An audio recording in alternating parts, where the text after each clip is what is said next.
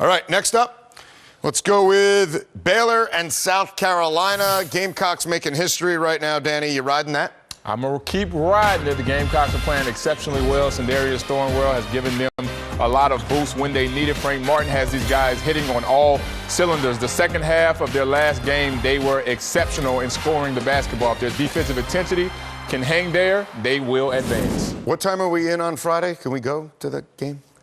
Maybe? I think we're in at 7. Oh, all right. We'll watch. Great to watch. Okay. Great. See more on TV anyway. I'll take it. South Carolina's playing great emotion. I mean, I'm emotional. I cry when supermarkets open. These guys are emotional, and that's why they play so well. Frank Martin, you got to love him. He's a great coach, and I'm picking them also along with Danny. I've never understood that. Why do you cry when supermarkets open?